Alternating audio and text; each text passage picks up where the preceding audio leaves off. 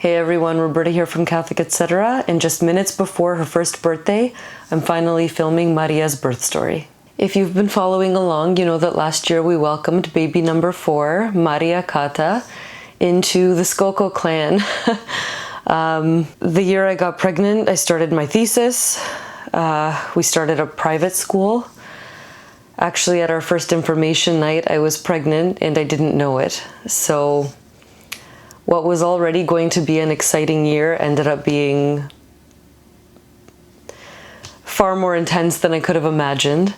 My first 2 pregnancies were pretty textbook. The last 2 were brutal. Up until about 14 weeks, the nausea is so bad and the hormones are all over the place, and I've never really had depression, so I know that that's what I struggle with in the first trimester. I'm just so sad. It's this sorrow of like, Lord, why?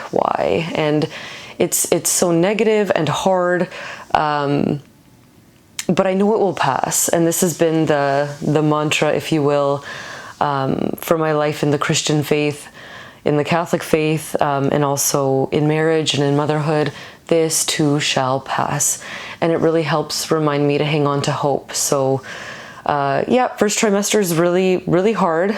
Some women might say, you know, hard enough not to do it again.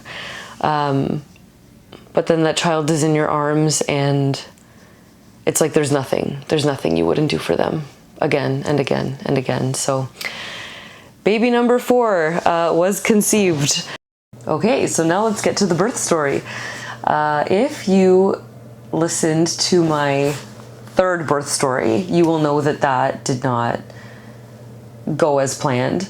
I had my son, my first, in the hospital. I had gestational diabetes, except probably not. It was like barely, but I was at the hospital and that was probably an answered prayer for every family member. And that was what it was, beautiful. And then my daughter had her at home, my second. And then the 3rd, I planned another home birth. I'm always open to going to the hospital. I would consider myself intuitive, reasonable.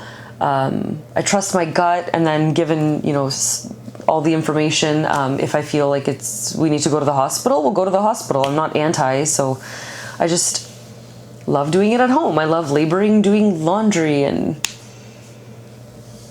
cleaning the floors and getting the bed ready, and oh, the midwives are coming, so let's tidy up these few things. And yes, it helps progress labor because it distracts you from the contractions. And yeah, so I love birthing at home.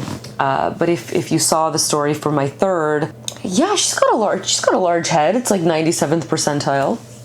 So ended up birthing her at home on a birth stool, got her out in like 1 to 2 pushes, but I ended up with an external hematoma. Paramedics came, took me to the hospital. I had a surgery and whatnot, and everything worked out. So here I was thinking, totally resolved, you know, no birth trauma. I'm all good. But I did have to admit I was terrified of pushing Maria out. So this 4th pregnancy. The couple of months leading up to it, I could acknowledge I am scared of giving birth to her. So yes, I had done it 3 times. Yes, all 3 times, no epidural.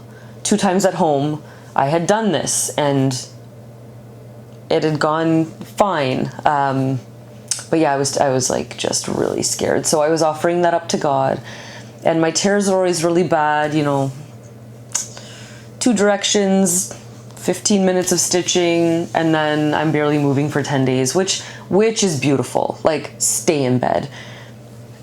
Have your mom or your mother-in-law or someone in your life who can be of support, have them bring you food and do your laundry, and your husband, you know, watch your other children, and just take that time to heal, to rest, to process, to bond with the baby. It is heaven on earth for me. So take that time. Like, don't push yourself. Why? You have this perfect little specimen in front of you. Like, just enjoy it. So even if I didn't have the stitches, I would want to do it that way. But with the stitches, I honestly can't walk. So there I am in bed. So this time I did pray a novena, so a 9-day prayer. So I said, please, may I not tear. I don't want to tear this time. That would be fantastic. So yeah, I prayed this novena. I'm working through this fear that I'm having, knowing that ultimately I'm going to be giving birth, so just gonna have to deal with it. Yeah, I would have pretty intense contractions in the couple of weeks leading up to the labor, but they would go away if I would change position. The morning that I woke up at 7:30 and I was changing positions and getting up and trying to get back into bed, and the pain wasn't going away. So around 10 I called my mom and I said, I'm quite certain that today's the day if you want to leave work and come on over. She always takes 2 weeks off of work when my sister and I have babies. Thanks, Mom. Seriously. I can't wait to do that for my children. See, this is why I never plan on working. God bless my husband. I told him on our first date, I do not want to work. I want to have children and I want to raise them. And I want to be there and be a housekeeper. And also I have like passions and I want to see what God wants to do with those things. And if I'm working full time, it's too much of a distraction. I want to work for my family, not some boss. So now I say, yeah, even when I'm done having children and they're all grown, we do plan on opening a high school. So I probably will like pick up a course and teach it. I'm a high school teacher certified. So I think that would bring me such life, to teach a course. But to put my husband, my faith, my husband and my children first, has always been very much on my heart. And thank God my husband gets it. And it's really important to marry someone who gets it. And if you are married to someone who doesn't get it, to really start intentionally praying and fasting for them, because we belong with our children. So it's like, yeah, like maybe change your career or get a second job or whatever, so your wife can be there in according to the desires of her heart, because if we're properly oriented, our desire is to be with our children. I digress. So when my children get older, and God willing, have children, I'm going to be right there. Not all up in their business. I'm going to help. I'm going to bring food, I'm gonna do some laundry, play with my grandkids, pop in and out. I want to have energy for that. I don't want this like full-time job sucking me dry and then I'm not enjoying what I'm supposed to be enjoying.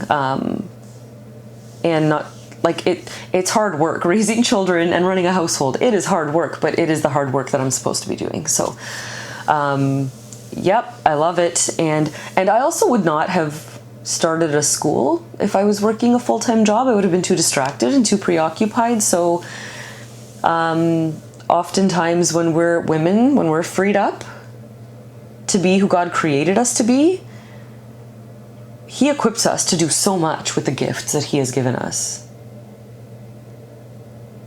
It's unbelievable, actually. So pray about that. Back to the birth story. Bet you didn't anticipate this, all of the rambling, but so yeah, called my mom. She came, called the midwife around 11:30, and I said, yeah, I'm having contractions. They're about, 4 or 5 minutes apart. She said, okay, I'll come in the afternoon and we'll check you out. So she came, and yeah, I like the idea of no cervical checks. I like the idea of not doing that, but I also like to know where things are at. I'm not the type to really be discouraged if I'm not far along or whatever, because I know some walking back and forth up and down the stairs, doing laundry, putting things away. Like with my first, I went from 4 to 10 centimeters in half an hour. So if I hear 1 centimeter, I'm not discouraged. It's like, whatever, just carry on with your day. So she did check me, and I was 4 centimeters, and my husband was smoking ribs that day. So what's interesting is that my midwife that was supposed to be there ended up taking a last-minute impromptu vacation. What's also interesting is that the one that was supposed to be there was the one that was there for my third with the hematoma. So she was fantastic, and this fourth time, I loved our conversations. I loved her presence. We talked through everything. But now looking back in hindsight, like maybe God knew that it was better for me if it wasn't her, just because of what I went through the third time with her. So I get this midwife that I had seen before, but had, you know, not established that relationship with during my pregnancies. So she sits with us, she's eating ribs, you know, we're getting to know each other. She is a woman of faith, so that really, they're all competent, they're all fantastic. They all really get it, you know, motherhood. But when you walk into my house, you can tell that we are like people of faith. And as much as I love to evangelize in that moment where I'm so vulnerable, like it's really nice. Anyways, it was nice having a Christian woman there. I could speak to her in a certain way and she would get it. So she said, okay, I can tell that you're having contractions, you're laboring. I'm going to let you get some rest. She tells me if anything changes, she tells my husband if I start acting funny, like I'm saying I'm fine, but I seem different, like call her. So then there's my mom, who would really love me to go to a hospital because I, you know, 36, geriatric pregnancy. I guess I was 35 at the time. Whatever. I'm going to have kids until I'm 46. I met two women at separate times who had their last at 46, and they looked amazing, and they had beautiful big families and just whatever. Lord, if I am still fertile, I am all yours.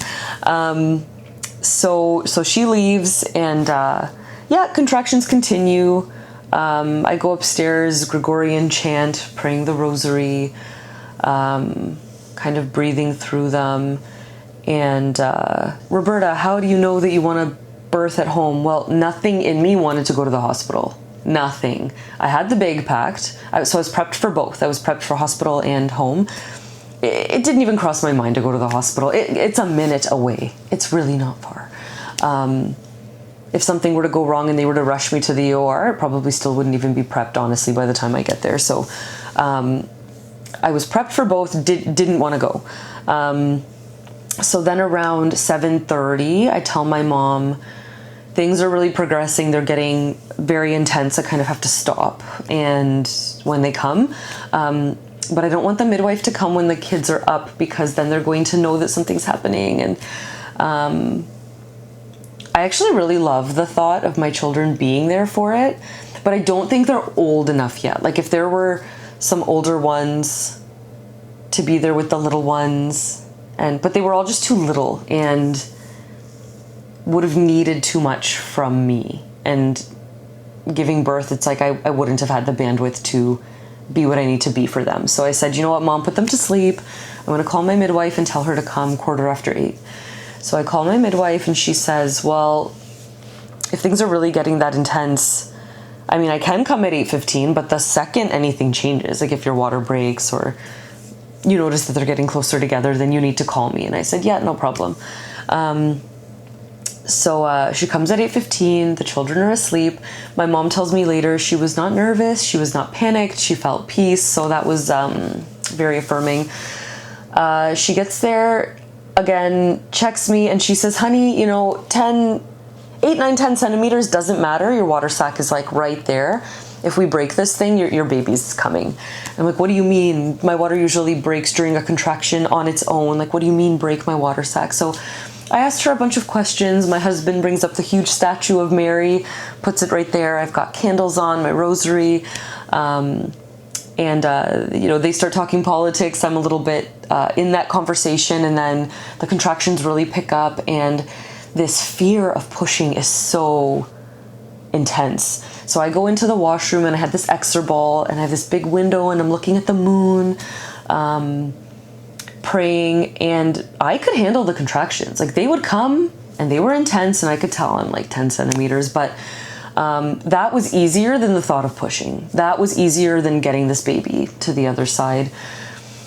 So I'm doing that until about like 10:30, and then and I'm bearing down, I'm trying to get the water to break, but it wasn't. So I said, Lord, if the water doesn't break at this next contraction, I'm going to have her break my water.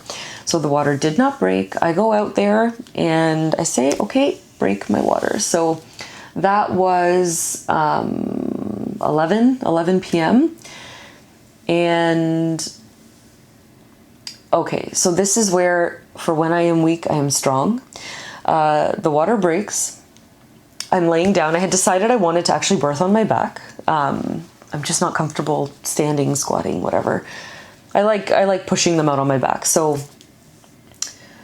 but I don't want to push, and I'm exhausted, and I'm tired, and I'm scared, and my husband's like right here, and I'm telling him, just please be close to me, and I'm, you know, there's a contraction, and I try to push, and nothing. It was like futile. It's like useless. And she said, no, like I'm seeing a little more, like every time you push. And I'm thinking, like, are you kidding? Like I have no energy. I have no desire. I am terrified. In my husband's arms, praying to the Lord, just be with me. Make sure this child is safe. Lord, be with me. And then suddenly my body needed to push. I'm like, I have to push. So I pushed, and 2 pushes, she was out. Like, for when I am weak, I am strong. I had nothing. No energy, no desire, no courage, nothing. But I felt peace in the Lord, and I felt peace in my husband's arms, and I trusted those women who were right there with me. And my body just kind of, like, it really took over. And then, okay, I had a crock pot with warm water because, again, the stitching, we really wanted, or the tearing, we wanted to prevent it. So they were kind of putting that on me during the pushing. And then when the baby, like, the head was there, and she said, okay, wait, let the baby do what she needs to do. I'm like, what? And then I feel the head turn, like, on her own. And then she kind of just slipped out, pushed again, and she was out. And one little stitch, I didn't tear. Honestly, nothing short of miraculous. 3 births with, like, brutal tears. And now, so the crock pot thing, but also the novena, and the very experienced midwife. And I mean, they all are fantastic, but this one had been at it for 20 years. So she just maybe knew some things. I don't know. I really do think it was God's grace. And then just holding Maria in my arms, it took me over maybe 2 hours to process that she was there, and that we did it. We did it. Me, her, my husband, God, and my midwives, we did it. And some women, like, the whole epidural thing, it doesn't even cross my mind. I am so terrified of needles, never mind one in my back. No, thank you. It honestly does not even cross my mind. Birth is intense. It's natural. It's natural, though. It's intense. And I know that there's nuances and sometimes reasons that... Anyways, if that question was lingering in your mind, no, it does not even cross my mind to get the epidural.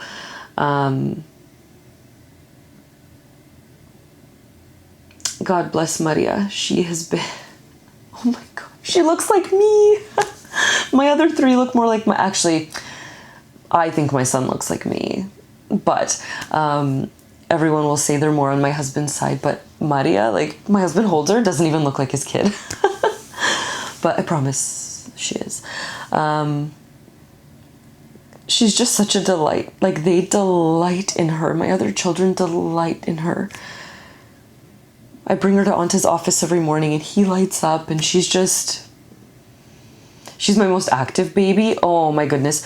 And people will say, oh, because she sees the other ones. No, my 3rd was my most, like, chill, not active, walked at 16 months. Like, please, she is super active. So kind of throwing me a curveball there. So smart. And please say a prayer for baby Maria and our family.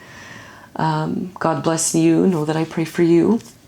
Thank you, my Christian warriors. And God is just so good bringing us all together. And may we continue fighting the good fight. And doing so first and foremost by being devoted to Him, living a sacramental life, and loving our families, and giving our businesses to Him, and our lives to Him, and our jobs to Him, and our desires to Him, and to know that if they are good and righteous, He will guide us so that we can put first things first. And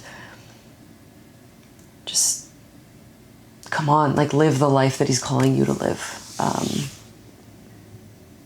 Nothing's picture perfect. It's hard. It's hard work, but it's worth it. It's worth it. have the other baby. Trust me. God bless you. Bye.